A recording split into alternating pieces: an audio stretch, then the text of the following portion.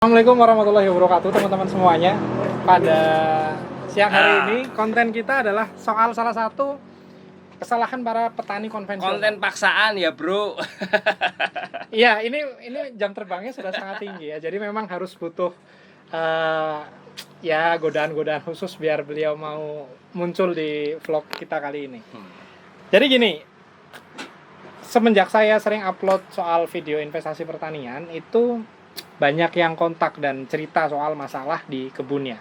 Nah, rata-rata adalah petani konvensional, di mana salah satu mindsetnya adalah kalau dia bisa menanam sebanyak-banyaknya pohon di satu lahan, ya dia akan melakukan itu gitu. Tidak mempedulikan jarak tanam ideal, tidak mempedulikan apakah tanaman A cocok dengan tanaman B, yang penting semuanya ada, kalau bisa semuanya menghasilkan.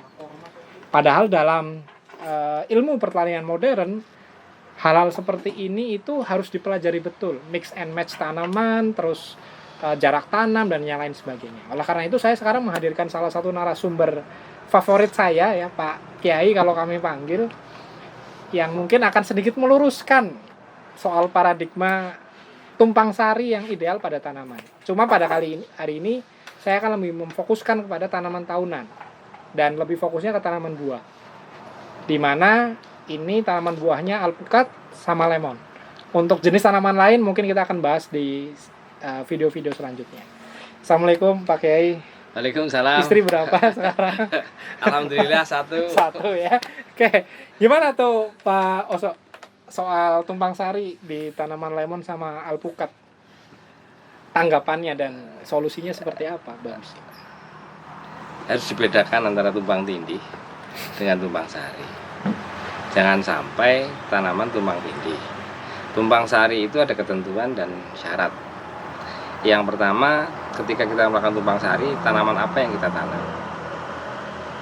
Untuk segmen ini, lemon dan alpukat. Alpukat itu saya menggunakan jarak tanam 7x6. Kenapa saya menggunakan 7x6? Karena posisi kebun alpukat yang lebih atau yang dikembangkan oleh Semesta Agro itu dengan tingkat kelerengan lebih dari 60%. Otomatis saya menggunakan jarak rapat untuk mengurangi erodibilitas dan mengurangi aliran permukaan. Tumpang sari untuk alpukat kira-kira apa ketika tanaman dengan alpukat itu dengan jarak tanam 7x6? Sebetulnya saya rekomendasi itu bisa jahe dengan usia tanam dari tanam 9 bulan, atau tanaman ubi rambat, tapi dengan ketentuan jarak dari tanaman alpukat itu kurang lebih sekitar 1,5 meter dan 2 kali periode untuk penanaman ubi. Catatannya 2 kali periode penanaman ubi ketika ubi itu umurnya 70 hari, 120 hari, berarti kurang lebih sekitar 8 bulan periode itu untuk bisa ditanami ubi. Selanjutnya seperti apa? Selanjutnya adalah tidak ada penanaman tumpang sari lagi, karena memang sejauh ini teras bangku yang ada lebarnya hanya sekitar 80 sampai dengan 1,5 meter. Dampaknya apa kalau misalnya masih ditanamin lagi? Dampaknya perebutan nutrisi dan intensitas perebutan intensitas matahari. Maka produksi tanamannya tidak akan optimal, sehingga biaya yang harusnya tumpang sari menekan biaya produksi utama akan menjadi beban di produksi utama. Jadi kalau ubi jalar itu 2 kali aja ya, 2 kali. stop ya. Stop. Nah, ketika lemon dengan jarak tanam Kita alpukat dulu. alpukat, ya. Kalau kacang gimana? Kacang masih bisa. Kacang itu 2 kali periode sama. Itu 80 hari, nanti dicabut, kemudian tanam lagi, itu 2 kali.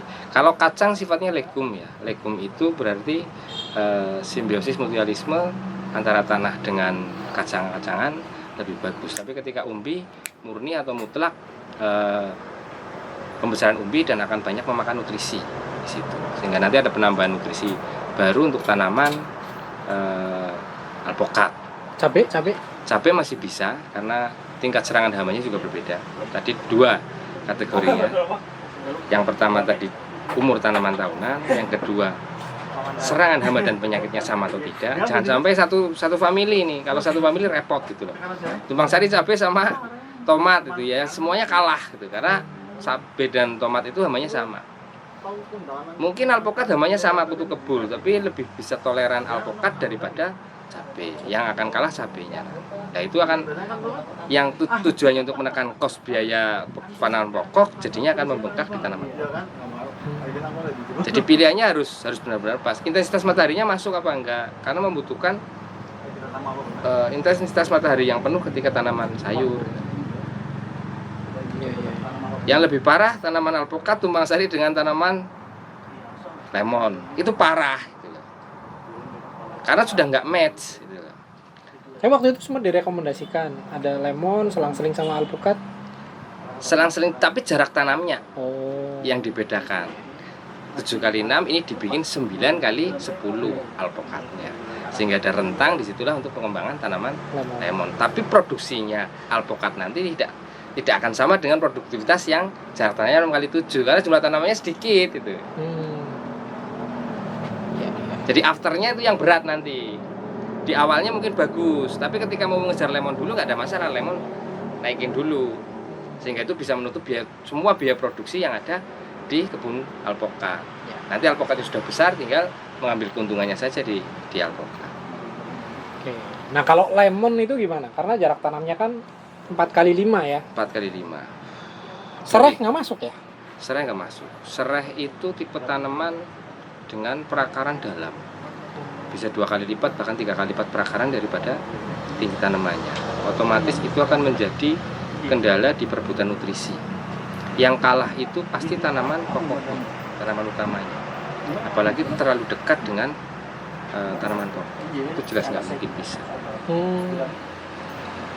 Berarti kalau lemon rekomendasinya apa? Jahe itu? Jahe bisa, kacang tanah bisa, edamame masih bisa, kemudian cabai sebagian untuk satu musim masih bisa. Bisa. Batasnya maksimal satu musim ya kalau cabai. Satu musim. Alpukat juga sama, satu musim. Satu musim. Karena pencahayaan sudah nggak dapat. Ukuran lemon usia 1 tahun itu tajuknya sudah sampai 1,5 meter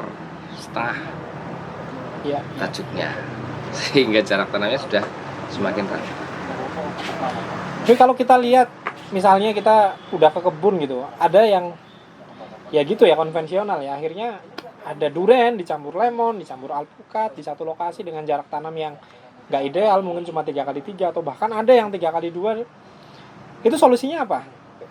Buang mana yang lebih pokok. Kalau sudah terlanjur ditanam, dia hanya 1 periode penanaman saja, itu saya katakan rugi.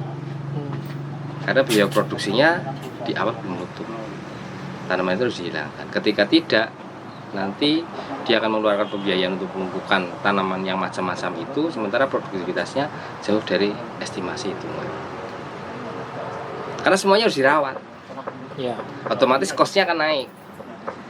Ini nggak nutup antara kos yang diberikan dengan produktivitas yang ada. Karena terlalu rapat persaingannya. Pupuknya ditambah nggak bisa. Tetap aja ada yang Mentok, kalah ya. Iya, mentok. Nah, studi kasus yang di kebun alpukat nih, ini kan kita kerjasama sama warga lokal lah ya untuk tumpang sari. Jadi tumpang sarinya saya kasihkan ke Pak Dir yang nanam, hasilnya juga 100% buat dia lah. Nah ini kan udah masuk periode kedua untuk ubi jalar. Setelah ini katanya kan udah nggak boleh lagi ditanam. Nah itu win-win solusinya gimana ya? Apa dilarang atau memang benar ganti tanaman atau ganti tanaman? Bukan tanaman yang nanti jenisnya legum. Tanaman umbi-umbian ya, tanaman umbi-umbian kita pilih dengan tipe perakaran dangkal. Ya jahe masih bisa mungkin dengan tingkat naungan lebih. Cuman memang jaraknya harus diatur, jangan sampai terlalu dekat dengan tanaman alpukat atau tanaman pokok.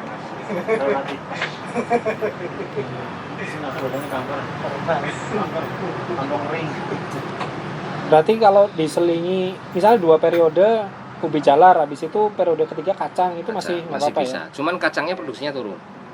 Karena naungannya sudah semakin rapat. Karena alpukatnya sudah gede ini. Otomatis lokasi untuk penanaman semakin sempit. Oke. daripada kita berharap banyak dengan macam-macam tumbuhan, lebih baik kita fokus ke tanaman utama dan memaksimalkan produksi tanaman utama itu. Kesimpulannya kayak gitu ya? Siap, betul.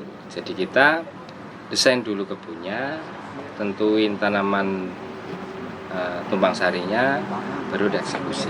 Jangan sampai kebun sudah jadi terus ditanami macam-macam. Itu akan menghancurkan investasi awal dan akan memberikan estimasi yang jelek terhadap produktivitas tanaman pokok.